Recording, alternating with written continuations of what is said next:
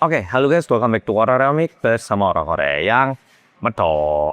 Oke, follow-follow seperti yang udah follow lihat di thumbnail, di video kali ini aku mau membahas tentang Mas Famous ini. Nah, tentunya follow udah lihat berita di IG, di Threads, di Instagram, TikTok, dimanapun kalau Mas ini ikutan liburan ke Korea dan di tengah liburan Masnya ini menghilang dan dikabarkan agen travelnya ini akan didenda sejumlah 125 juta rupiah. Dan jujur, menurutku ini bukan satu-satunya kasus yang terjadi. Aku yakin kasus-kasus seperti ini sudah sempat terjadi. Hanya saja menurutku agen travel yang bernama Berani Backpacker ini menyuarakan di Instagram ataupun di internet sehingga kita jadi tahu. Bukannya aku bilang kasus kayak gini sering terjadi, tapi aku mau bilang kalau kasus-kasus seperti ini sebenarnya kadang-kadang itu ya masih agak aja. Nah, mari kita bahas lebih lanjut Mas ini siapa dan bagaimana ini bisa terjadi. Oke, orang ini, Masnya ini bernama Famous Yani Arianto. Orang ini berasal dari kota Madiun dan katanya orang ini memang suka travel. Jadi di Indonesia pun suka keluar kota dan di pertengahan tahun ini ikutan open trip ke Korea. Dan kebetulan melalui agen travel yang bernama Berani Backpacker. Nah, katanya aku nggak pernah ikutan open trip di Indonesia, tapi katanya kalau biasanya ikutan open trip itu daftarnya secara online katanya. Jadi dokumen-dokumen pun dikirimkan secara online. Biasanya katanya kayak gitu. Yang ini aku nggak pasti, cuman ini berdasarkan informasi yang aku dapat. Tapi untuk Mas Famous ini katanya lumayan berkesan karena waktu daftar Mas Famousnya ini datang langsung ke kantor agen travel, lalu bayar, daftar dan juga menyerahkan semua dokumen-dokumen secara fisik katanya. Bisa jadi Mas Famous ini ingin memastikan kalau dirinya itu pasti bisa ikutan travel ke Korea. Ya bisa jadi Mas Famous ini mungkin kurang familiar sama dunia online. Nah, tapi ada satu hal yang menarik. Jadi, semua orang yang ikutan open trip itu disuruh tanda tangan di sebuah surat persetujuan yang tertulis bahwa dilarang melarikan diri selama proses trip berlangsung dan apabila memisahkan diri dari periode trip, maka yang bersangkutan siap menanggung ancaman hukum pidana dan juga perdata. Jadi, seharusnya Mas Famous ini tahu kalau misalnya di tengah trip beliau ini menghilang ataupun pergi ke suatu tempat tanpa laporan, apalagi nggak balik ke Indonesia, beliau akan ataupun bisa jadi terkena masalah secara hukum. Nah, berlanjut ke ceritanya, pada tanggal 27 Juni tahun 2026, Mas Famous ini akhirnya berangkat ke Korea. Dan kalau berdasarkan pihak travel, katanya gelagatnya itu udah agak aneh dari hari keberangkatan. Jadi, kayak waktu foto-foto bareng, Mas Famous ini mungkin agak sembunyi di pojok. Waktu foto-foto, Mas Famousnya nggak kelihatan, tapi Masnya juga nggak kelihatan. Padahal kalau misalnya dibilang liburan ke luar negeri, ke tempat yang lumayan jauh, mau aku, mau siapapun, kita liburan ke suatu tempat yang benar-benar kita harapkan, pastinya kita pingin difoto ya, toh. Jadi ada kejanggalan-kejanggalan seperti itu, tapi ini kan ya nggak berarti kalau Masnya mau melarikan diri atau gimana. Sehingga ada kejanggalan, tapi yo dibiarkan aja awalnya. Dan jujur pihak rombongan pun nggak bisa komplain ataupun memberi peringatan pada Mas Famous hanya karena masalah foto. Meskipun aku nggak pernah ikutan open trip, aku itu ngerti gimana travel dan tour di Korea. Aku dulu pernah yo ikutan kerja, pernah juga menemani, jadi aku ngerti biasanya itu jadwalnya udah penuh dan biasanya peserta itu wajib ikut apalagi ke tempat-tempat shopping. Dan kadang memang ada jam bebas kayak bebas 1 jam di Myeongdong ataupun 1 jam bebas di Seongsu gitu. Tapi itu pun ada di jadwal dan satu-satunya jam yang benar-benar bebas itu di jam malam hari. Tapi di malam hari biasanya para peserta-peserta itu udah lumayan capek sehingga mereka itu nggak bakal pergi jauh-jauh. Mentok-mentok ya pergi ke supermarket yang deket hotel. Dan itu pun karena biasanya peserta itu nggak terlalu familiar sama Korea, mereka itu bakal tanya tour leader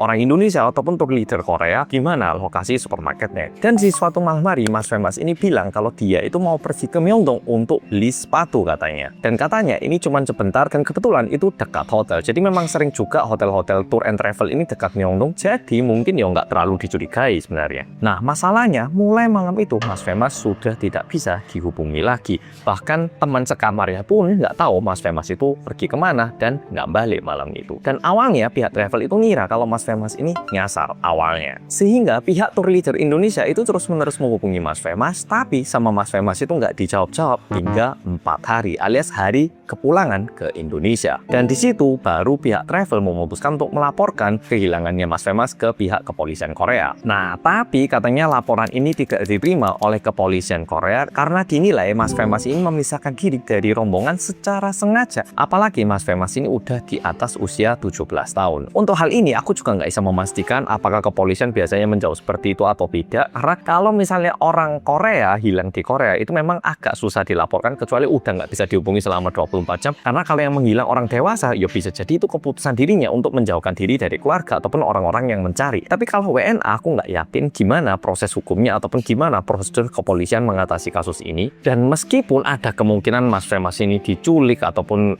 ditangkap sama orang ataupun dibawa lari sama seseorang, tapi yang pasti Mas Femas ini katanya tidak bisa dilaporkan ke kepolisian. Untuk bagian ini aku nggak yakin, tapi itu yang aku terima informasinya dari internet. Nah, pokoknya Mas Femas ini menghilang dan tidak bisa dihubungi, dan hingga tanggal kepulangan Mas Femas ini tidak balik-balik, sehingga pihak travel pun balik ke Indonesia tanpa Mas Femas. Dan setelah itu pada tanggal 15 Juli pihak travel mendatangi rumahnya Mas Femas, ataupun tempat kediaman orang tuanya Mas Femas, dengan harapan siapa tahu orang tuanya Mas Femas tahu keberadaan Mas Femas, dan siapa tahu Mas Femas ini membutuhkan bantuan tapi Mas Femas nggak bisa menghubungi pihak tour atau gimana. Nah, jadi dengan harapan itu pihak travel pergi ke rumah orang tuanya Mas Femas. Tapi kalau berdasarkan pihak travel yang mendatangi orang tuanya Mas Femas, orang tuanya itu bilangnya nggak tahu dan terkesan kaget kalau anaknya menghilang katanya. Dan bahkan awal ya mamanya Mas Femas itu katanya nggak tahu kalau Mas Femas itu pergi ke Korea. Mas Femas itu katanya cuma pamit pergi ke Surabaya katanya. Nah, tentunya pihak travel pun kaget, tapi pihak travel terus-menerus coba bicara sama mamanya Mas Femas. Dan kalau berdasarkan pihak travel yang awalnya mamanya Mas Femas ini bilang nggak tahu, perlahan-lahan mulai menyampaikan informasi-informasi yang sebelumnya abahnya nggak tahu. Sehingga memang ada rasa curiga, tapi bisa dibilang tidak ada bukti yang bisa menunjukkan kalau mamanya tahu Mas Femas itu di mana, dan juga tidak ada bukti yang bisa menunjukkan kalau mamanya menyembunyikan keberadaan Mas Femas. Tapi yang pasti visa liburannya Mas Femas itu berlaku hanya sampai tanggal 13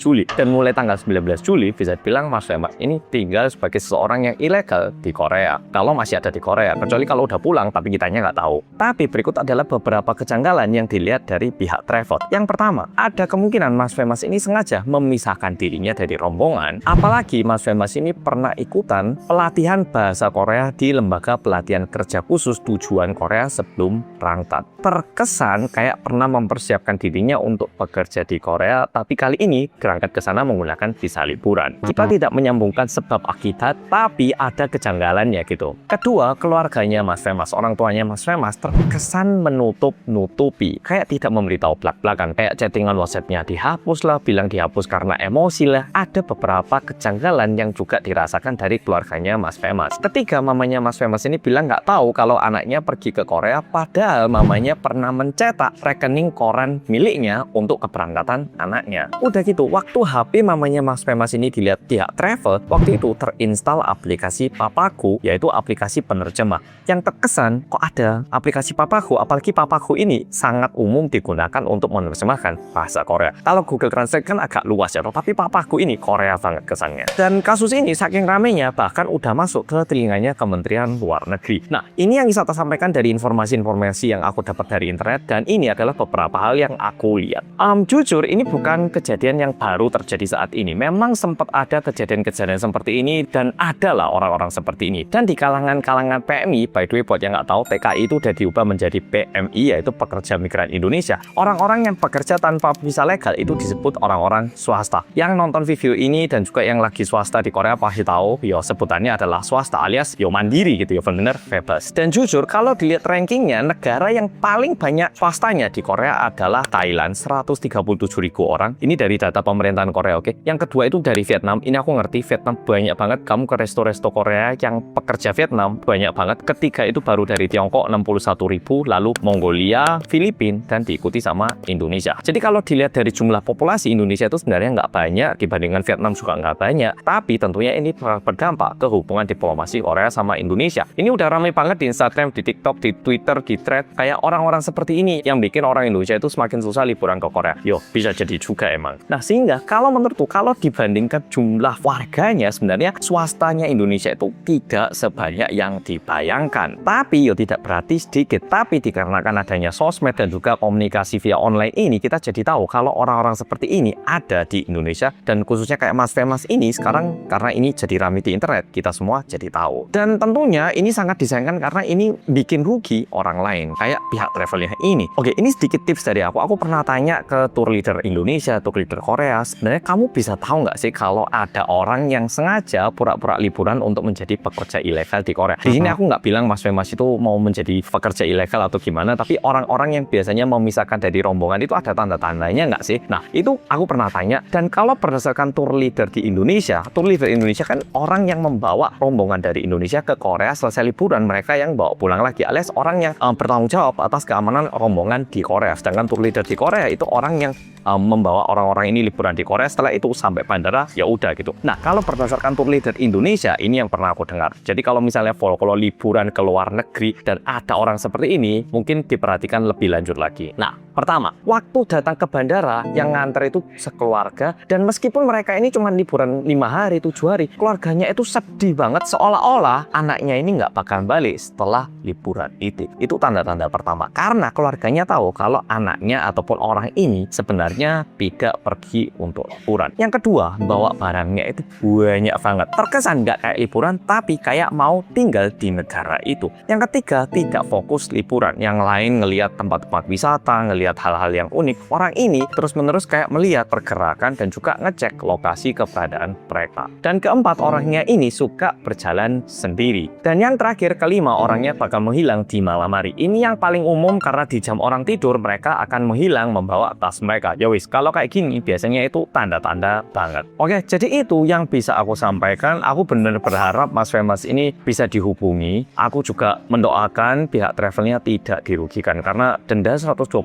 juta rupiah itu tentunya besar. Nggak cuma itu, aku juga nggak bisa bayangkan kalau misalnya pihak travel ini dilarang untuk membawa rombongan lagi dari Indonesia, tentunya ini sangat berdampak ke bisnisnya pihak travel. Barangkali Mas Famous ngeliat video ini, aku cuma mau bilang satu hal ini. Oke, mungkin Mas Famous bakal ngerasa, tapi yang melakukan hal-hal seperti ini nggak cuma aku, kok aku tok yang dipermasalahkan dan begitu disuarakan di internet. Oke, aku paham, mungkin Mas Famous bisa merasa seperti itu. Tapi kalau setiap ada masalah kita bilang, ini loh nggak cuma aku, masalah seperti ini nggak bakal bisa tuntas. Mas Famous, kalau bisa kali ini mohon hubungi kembali pihak travel, dan aku pun melihat pihak travel ini ada niatan baik untuk menyelesaikan masalah ini sebaik mungkin. Memang ini keputusan Mas Famous mau melakukan hal-hal seperti ini, memang keputusan Mas Famous. Tapi kerugian yang diakibatkan sama Mas Famous ini harus ditempuh oleh pihak lain. Nah, jadi Mas Famous mohon dipertimbangkan sekali lagi, dan kalau misalnya Mas Famous sekarang ketangkep, bisa jadi Mas Famous itu nggak bisa lagi pergi ke Korea. Jadi mohon dipertimbangkan baik-baik, mumpung semua pihak itu masih berharap Mas Famous bisa ditemukan dan bisa dipulangkan kembali ke Indonesia, dan semuanya masih memiliki niatan baik. Please Mas Famous. Dan kalau misalnya Mas Famous di Korea bingung harus gimana, email lo aku, koreareomit@gmail.com. Sebisa mungkin aku juga bakal bantu, tapi aku yakin yang bisa membantu lebih cepat itu juga KBRI, pihak travel juga sangat siap membantu kayaknya. Jadi itu yang bisa aku sampaikan, dan buat siapapun yang sekarang lagi mikir untuk melakukan hal yang sama kayak Mas Famous, please jangan dilakukan, karena jujur ini bukan hal yang bijak.